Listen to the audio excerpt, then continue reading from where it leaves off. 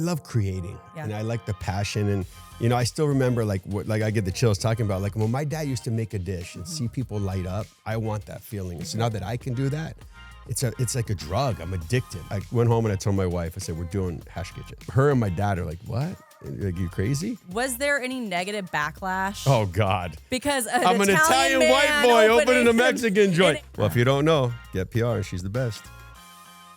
Welcome to the very first guest episode of Pitch and Tell. I am so excited to introduce one of my incredible clients, Chef Joey Maggiore. Yo, Welcome. what's up? I am so happy you're here. Thank you for having me. I felt like it took a while to get you here. Let me say, you had to guess. Let me get someone that doesn't shut up and put them on the podcast. Thank you. I appreciate it. And for those who, don't know you, which I'd be surprised if anyone who's watching doesn't know you, would love for you to kind of talk about, who you are and kind of how you got started. Chef Joey, baby. We got the Mexicano, Hash Kitchen, Sicilian Butcher, the Italiano, the Delicatessen.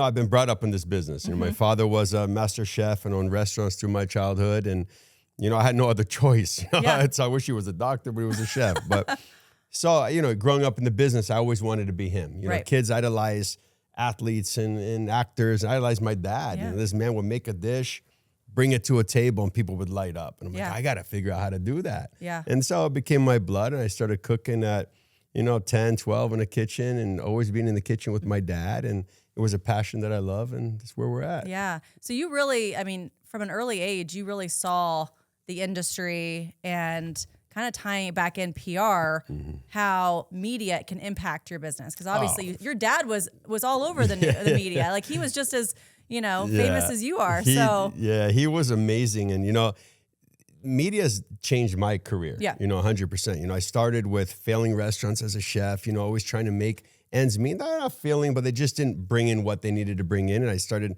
many different things. And then when I opened Hash Kitchen was really the moment. The media started coming. I hired a PR team and the news was around and we started becoming a little bit more relevant in what we were doing. Yeah. And I was like, okay, well, this is how you play this. And I started doing the news with Suzanne Bassett. And she was my real one that got me out there. And then that started to really bring in everything else. And, if you give people things to talk about, they'll talk about it. Yeah, for sure. I mean, you've created concept for concept that is really experiential and allows people to kind of be invested in it. And I feel like that not only allows the consumer to enjoy it, but also like the media gravitate towards that because it's just something different. It's something different. You got to give people things to talk about. And with Hash, it started to be like, you could build your own Bloody Mary or with Sicilian Butcher, the meatball boards and all the build your own pastas. And we made it fun. Yeah. And and you tell me this all the time, like, what do you have to talk about this month, Joey? What are we talking about? And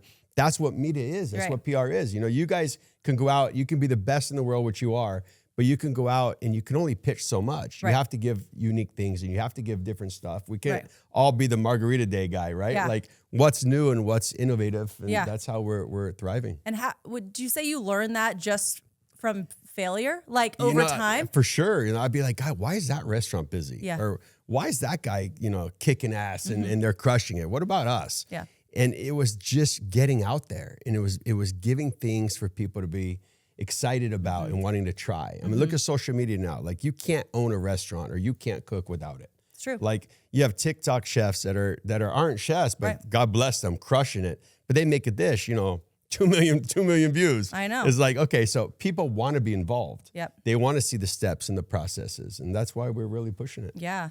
And kind of going off of, you've seen a media evolve. It's really now influencers like rule this lane. And, you've done a good job with, I feel like you're friends with all of them. So I feel like you have to also, not only does your PR team have to like have those relationships, but you do too. You got to invest in your own business. Yeah. And look, I like people. So I like everyone's story. So if you're going to come to me and you're an influencer and you're going to talk about food, let's talk about food. Yeah. Let's have a good time about it. I know a lot of them personally and they're good people. Yeah. And the ones that care about the business are the ones that are thriving, right? The ones that come out and bash here and there and they want to get the reviews, they don't end too well. But Arizona has such a great connectivity with these people and they're all out there showcasing what we do. Why wouldn't you want to be friends with someone that's showcasing your business? Right. So I befriend everyone and we hang out and we have a good time. That's awesome. Yeah. What do you love most about the hospitality world? I mean, I know you live and breathe it. So I'm curious, like what do you love most about it? You know, I love creating and I like the passion. And, you know, I still remember like I get the chills talking about like when my dad used to make a dish and see people light up, I want that feeling. And so now that I can do that, it's like a drug. I'm addicted. Like, what can I put on the menu that like someone's going to talk about? Like, then you'll look like, are they posting about it? You know? And that's sad that that's the reality of if they like your food, but that's what you want. So for me, the restaurant business is about people, stories, and I get to tell my dad's story every day at Italiano or at Sicilian Butcher. You know, hash was my story, the craziness, the wild stuff. And being able to paint that picture every day is rewarding. Yeah, for sure. Yeah. Do you have a favorite like PR memory? So I will have to say this. So like when we first started working together, what I remember is that we got brought on and then you were opening a concept within a month and you're like, okay, game on. Let's see if you can make it. And I remember having the kickoff meeting. You're like, I want bigger ideas. I want bigger. And I'm just like, oh my God, this guy, like what much bigger does he want? Like he's having like fire dancers lions and like cages, lions. remember? Yeah, you wanted a lion out front. And I don't know if we should have a lion. I think PETA might have a problem with that.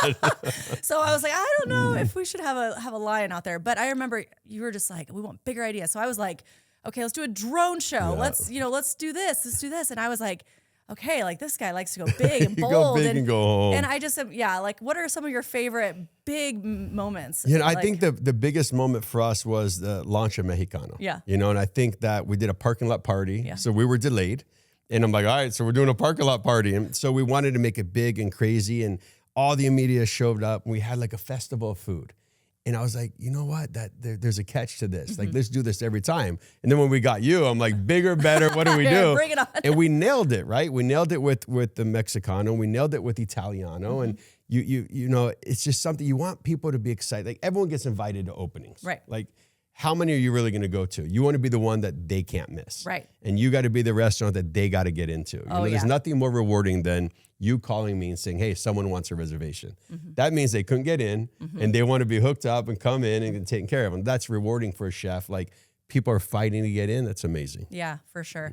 I don't think we've ever sent out an invite and had someone say no. No. They will literally change their plans just to come to an opening. And if they do, they're not invited again. No, I'm Italian. We don't forget. No, I'm just kidding.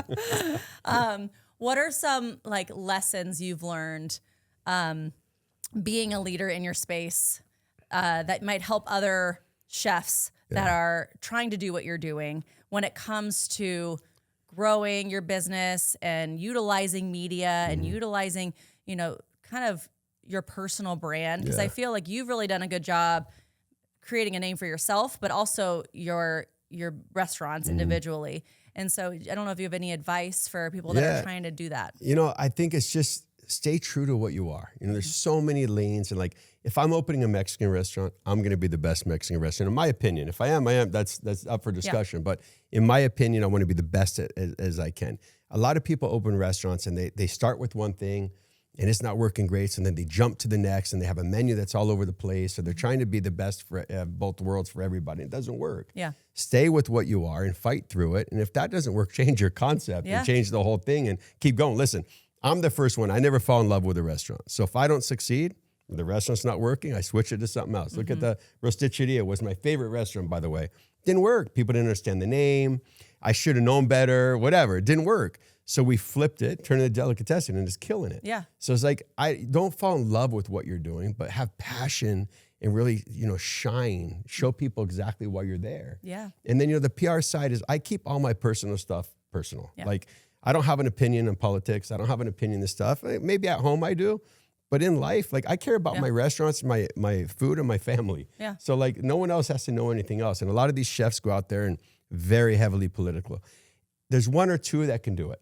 The rest of everyone else kind of need to mind your own business and just focus on what you're good at, because you're not going to change the world today. But you want to change hunger, jump in and start helping with hunger. But like, don't be political. Just focus on your brand. Focus on everyone. Because if an influencer has something they want to say, you don't need to jump on their bandwagon. Like you focus on what you do and they'll come and they'll enjoy it. Yeah, for sure. So. I mean, I can't preach that enough, but it's like when you're a business owner, you can't have any opinion. Not publicly, have it at home. Like it don't matter. But I can't either. Like I don't engage with anything with anything happening in the world, like I'm matter. just like, no, la, la, la. Like I'm just going to stay in my lane. That's it. Because I don't, first of all, it doesn't matter. Who cares? Like it doesn't matter what I think. It doesn't matter. And I just don't want to go down that rabbit hole. Because there's two sides no matter what you're looking at. And why do you want to be the bad guy? Right. And I just don't think that's where business should not go there. They shouldn't go there. That is great advice. I usually end it, but I don't want to end it yet because I feel like we're having so much fun.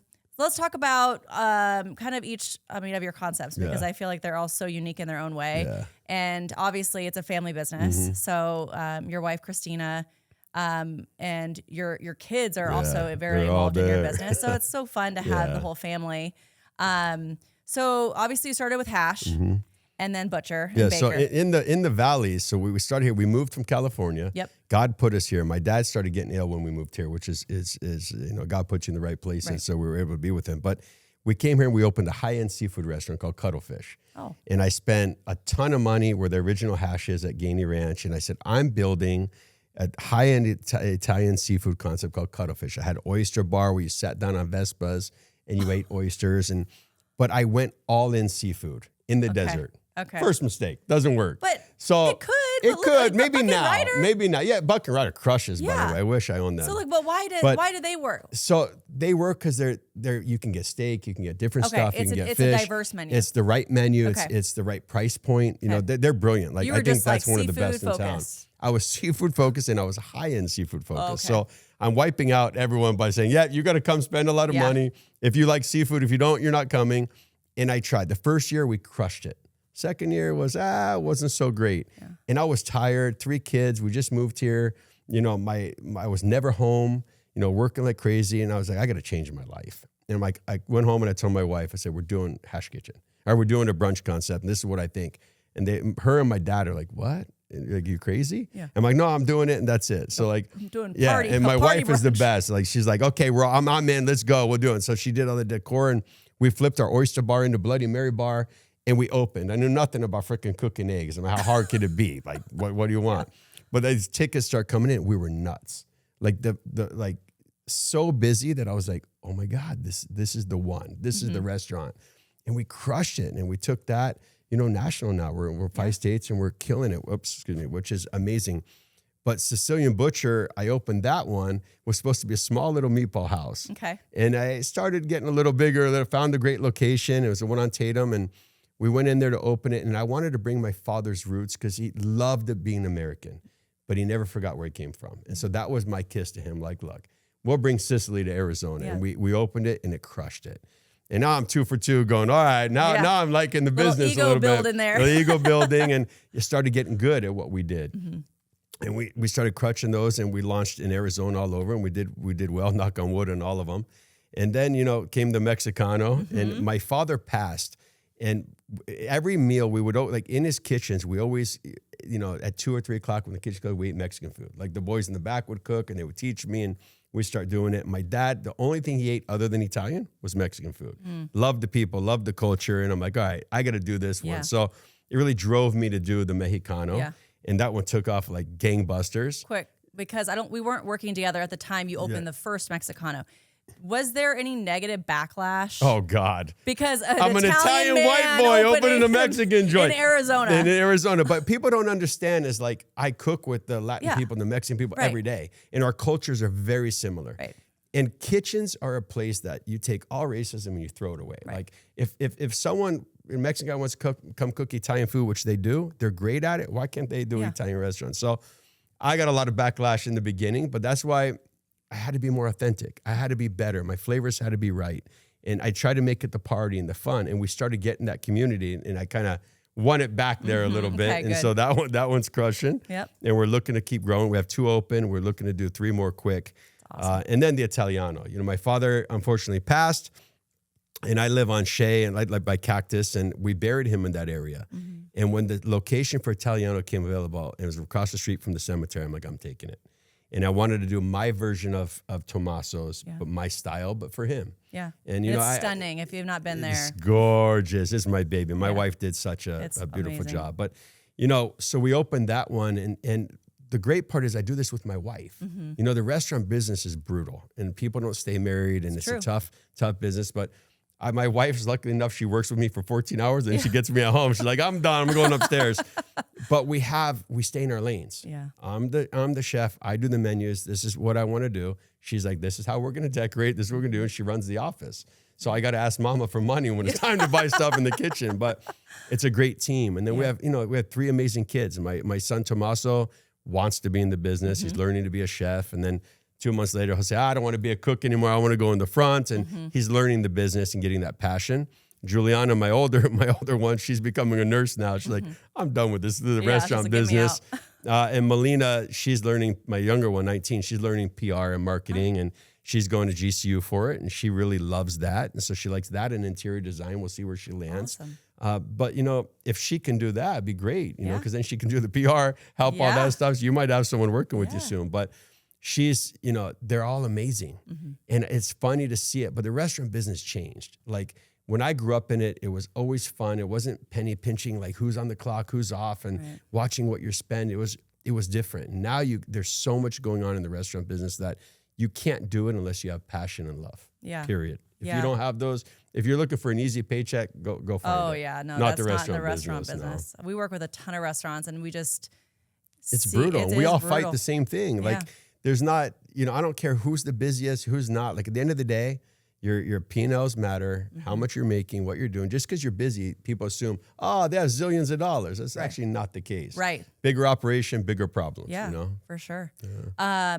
So obviously you kind of tease that you have some Mexicanos coming. So let's use this opportunity to tease some more breaking news that maybe I don't know about. I always tell you guys always laugh. throw me some stuff and I'm just like, I didn't know that. And maybe we need to write a press release on that. So no, we're growing this year. And so this past year, we've been trying to find great locations, and I don't settle for locations. Maybe at a time in my career we would just take everything. Now it's like I want to really pick the right spot and give us the best advantage. It's the only 3 things in the restaurant business: location, location, location. Everything else comes after that. But we're doing 2 more delis. So I'm doing one in West Valley and then one in East Valley. So those will be coming this year quick, and we're gonna launch them fast. Real quick for people who don't know about the deli, because it is fairly new. Yeah. How would you the delicatessen, baby? A little bit of New York and Arizona. So we make all of our bagels scratch, a cool cream cheese bar. We house smoke and cure our pastrami, our corned beef, and we do it the right way, and it's super fun. It's counter service, but we give that little extra, we call it Italian hospitality in there, and we bus and we take care of you. But super fun concept. We'd like to do 3 or 4 of those quick, but 2 for sure the next 6 months. And then Mexicano, we'd like to launch 2. We're doing the airport. Yes. That's obviously a licensing deal with host, but super excited. And then we're trying to find one in the West Valley and then one further out in the East. We'll see. But we're going out of state with that one. Yeah, we're going to go out of state with that one too. And just go from there. Awesome. Yeah. Like so much exciting stuff. I know we're fortunate to work with you nationally as well with other. Yes, you do them all. Butcher. So excited to continue helping grow your business. As much as we could do. Yeah. So I always like to end the podcast with what's your definition of PR? Because to be honest, the reason why I'm asking this is because it took, I don't think my dad knew what I did for 5 or 6 years. My dad still he would never know what that is. What is PR? Like you just get people on TV or you just go to parties or truly, there's so many different versions of what PR is. The best way I describe it is it's like a branding awareness tool that elevates brand awareness. It's a marketing tool. And it's just it's different for everybody. And so I'm curious how you would describe for me, it. it's branding at its best. It's how to take a product, a place, or a person and just get it out there to everybody. But the biggest way to find out if it's working is asses in your seats, right? If the restaurant's full, PR's working. But what's the hardest part about what we do is that this as much as you want to attribute it to sales, you can't. You can't. It's like ROI. It's so hard to measure with branding because tough. It's like we could do a huge grand opening party for you. And of course you might be busy for months on end because of all the publicity we do before that. Yeah. But it's like you can't attribute to someone seeing you on TV one day and then reading about you in a magazine and be like, I really need to go try that place. And then they book it for 2 weeks from then. And they might even come for 6 months. Yeah. But it's out there, right? And then they're like, and then what are you going to do? Ask them? Hey, where did you come from? Yeah. No, it's the hardest thing. And I think that's why a lot of people either don't have PR marketing in the restaurant business or they switch so many people. Yeah. They don't understand that it's a long game. Yeah. it's not like you can go on today and you can pitch us, we do one thing. Okay, you might be busy for that moment. Right. But how many hundreds of thousands of people saw it for next year or 6 months or an anniversary? And PR is one of those things you have to be relevant all the time. And I say that in every one of our meetings, like, what can I do to be more relevant? Or what can we do to be different? And so PR to me is like really just pushing the person or the restaurant out there enough to where people will follow and come in. Yeah, and we've been putting a lot of energy to like building you up as a thought leader. So for like, I know in like a couple weeks we have a restaurant panel we're doing with the Business Journal. And I think that's stuff like that also positions you as that expert. And I think people like will build that trust and credibility. Yeah, and I think it changes. Like everyone's different, right? There's not like one status quo. Like this is how you do PR, and you know that. Yes. Like, what my needs are different than the next guy. And so for me, we're going to Chef Joey, so that way they follow me, then they follow all my different brands. But if you're one restaurant, which is fantastic, then you should focus on the one restaurant and get that name out there. But I think everyone has to understand what their goal is, and then you can obviously bring them there. Yeah, you are a client, and then your restaurants are a client. Oh, we have a lot to manage with you. A lot. Well, thank you for taking the time. I know how busy you are, and I'm excited for all the growth we have coming up this year. So good. Well, if you don't know, get PR, and she's the best. Thanks.